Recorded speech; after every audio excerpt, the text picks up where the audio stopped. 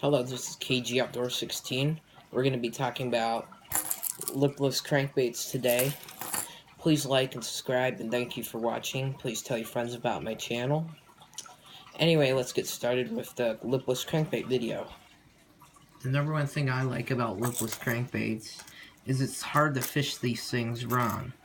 The number one method I like to use, especially when the local reservoirs, rivers, or lake has a major shad die-off, is I like to reel in my bait really fast, and then I let it sink for about 10 to 15 seconds to the bottom.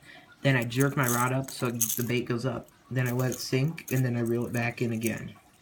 You could also retrieve it like a normal crankbait, let it go through the water continuously, stop it a couple of times. Now, the number one method a lot of people like to do is have the bait sit on the bottom, and they reel in just slowly enough so that the bait can go across the bottom. And if you get stuck on an object on the bottom, you flick the bait up, and that causes a fish to bite. Now, there's many colors for lipless crankbaits. Personally, my favorite color is this chrome color. It's very shiny and metallic, and it works very good to imitate a shad. And I especially like this color. It's glitter. It's like a glitter shad color. And then we got this chartreuse shad color. But there's many other colors for lipless crankbaits. These are just the colors I like. Some of the situations I fish lipless crankbaits through are weed beds, submerged brush, shoals in the middle of a lake, and bridge pillars or suspended fish.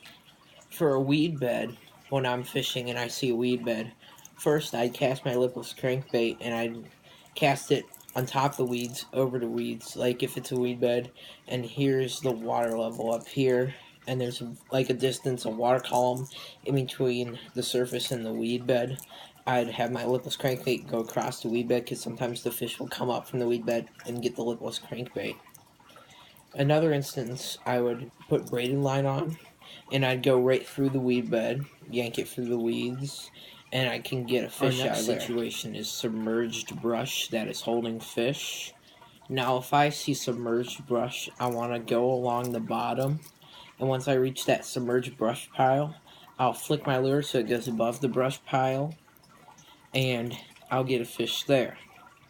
Now, if you're having problems with the brush pile getting snagged, I would go above the brush pile and do a retrieve above the brush pile, or I'd do a retrieve along the side of the brush pile. Now, if you're very brave, you can take your lipless crankbait and go right through the brush pile with braided line, and if you get snagged on a tree branch, you yank it up. You yank it up, and then you let it sink back down, and then you reel it back in.